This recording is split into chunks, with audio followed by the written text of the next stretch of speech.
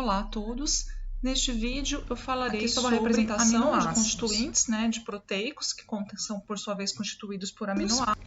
Qual que é a estrutura básica de um aminoácido? Se nós observarmos aqui essa figura, nós temos um carbono, chamado de carbono alfa, que está ligado a um grupamento amino e a um grupamento que nós chamamos de carboxila.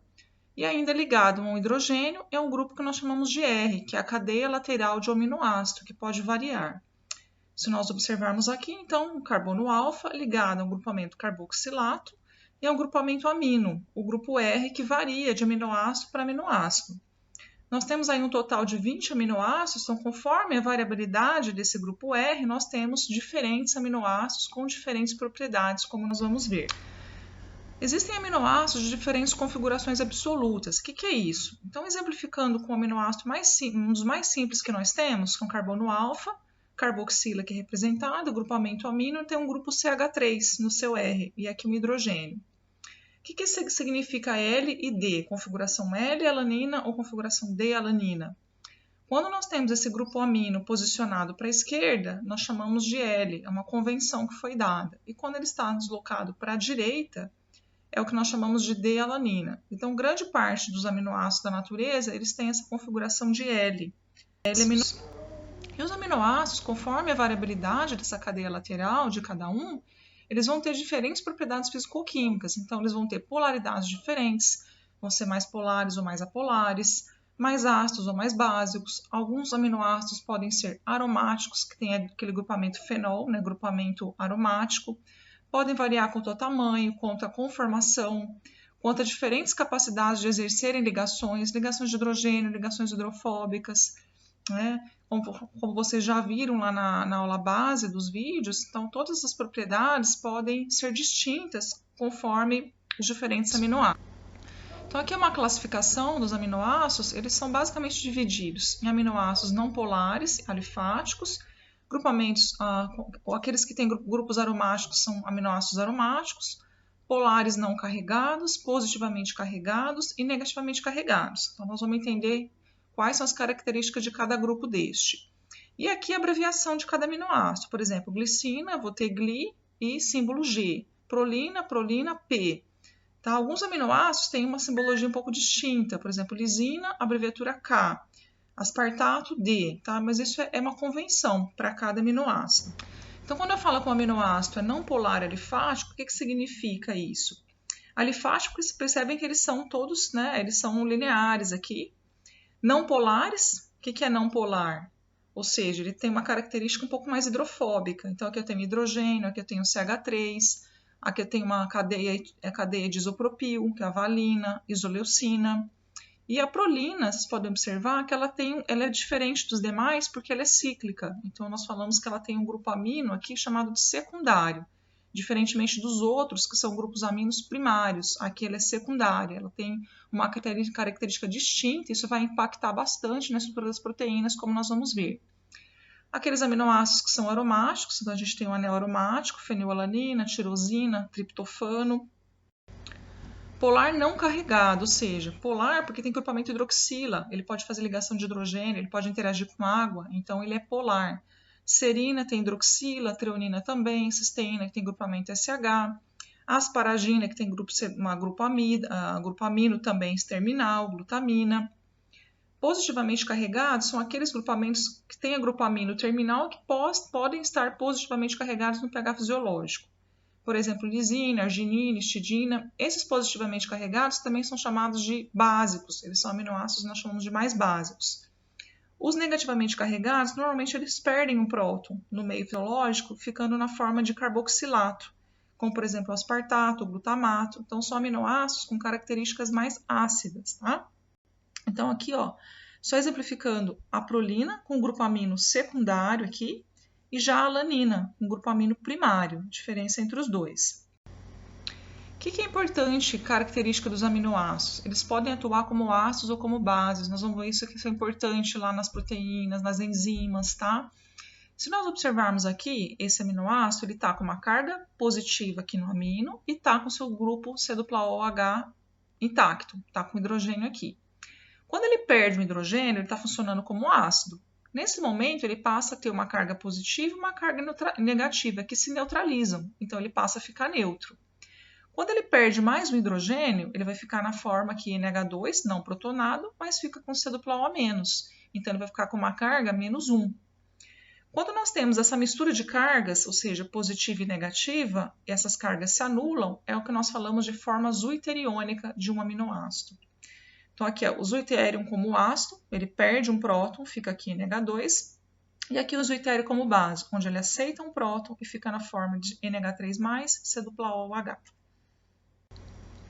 Então, nós falamos que esse ponto isoelétrico de um aminoácido ocorre no pH onde tem o zwitterium, ou seja, o aminoácido ele tem uma carga positiva e uma carga negativa. Isso aqui é o pH em que ele fica nessa forma zwitteriônica. Então, quando ele está atuando como ácido, ele perde aqui o seu próton, ficando NH2, C dupla O menos, mais H+. Como base, ele vai aceptar esse próton. Então, ele fica NH3+, C dupla OH. Então, se nós observarmos aqui no zwitterium, se eu colocar um pH mais ácido, um pH baixo, o que vai acontecer aqui com esse zwitterium? Ele vai ser protonado, então vai ficar C dupla O, OH. Se eu coloco esse zwitterium num pH mais básico, o que acontece? Tá? O OH- simboliza base. O que acontece aqui? Vai perder um próton, então ele vai ficar na forma desprotonada e com grupamento negativamente carregado. Então, conforme o pH que nós temos no meio, esse aminoácido se comporta.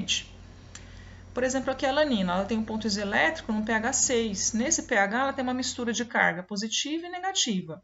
Se ela vai para um pH mais ácido, pH abaixo de 6, ela vai ficar o quê? Com uma carga positiva. Se vai para um pH mais básico, acima de 6, vai ficar com uma carga aqui negativa.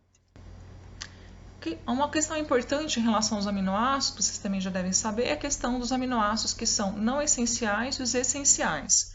Os não essenciais são aqueles que são sintetizados pelos tecidos, né, em quantidades que satisfazem as nossas necessidades. Então, o próprio organismo produz esses aminoácidos. Já os aminoácidos ditos essenciais são aqueles que o organismo não produz ou produz em quantidades muito pequenas que não satisfazem muito as nossas necessidades. Então, são aqueles que devem ser adquiridos da dieta, e muitas vezes vêm lá daqueles suplementos, por exemplo, os BCAAs, que são os Branched Chain Amino Acids, são todos aminoácidos essenciais que o organismo. Então, essenciais nós temos aqui arginina, histidina, isoleucina, leucina, tá? Lisina, metionina, fenilalanina, treonina, tritofano e valina são aqui essenciais. A isoleucina, leucina e valina são os componentes dos Branched Chain Amino Acids, do BCAAs, que são os aminoácidos de cadeia ramificada, que são essenciais que você tem que adquirir da dieta. E esses outros aqui são não essenciais, que o organismo produz. Bom, quando nós temos a junção de dois aminoácidos, nós temos o que nós chamamos de peptídeo. Ou seja, dois aminoácidos são unidos por uma ligação peptídica. O que acontece então? Eu tenho aqui um aminoácido contendo o seu grupo carboxilato, que vai se ligar a outro aminoácido com o seu grupo amino. Então, esse grupo amino deste segundo aminoácido, ele ataca essa carbonila aqui desse outro, liberando água. Então, acontece aqui uma junção de dois aminoácidos com liberação de água aqui, formando então o que nós chamamos de ligação peptídica. Então, nós temos aqui C dupla O, NH, que é uma amida, tá? Então, é o que caracteriza um peptídeo, é a junção de dois aminoácidos que são conectados por uma ligação.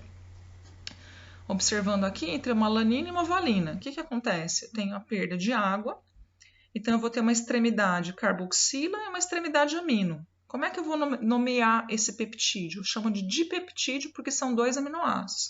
Então, eu vou chamar de valil, tá? É um resíduo, alanina. Então, essa ligação peptídica ela tem determinadas propriedades que são importantes numa proteína. Nós vamos ver que a proteína é a junção de vários aminoácidos. Podemos ter centenas de aminoácidos unidos um ao outro.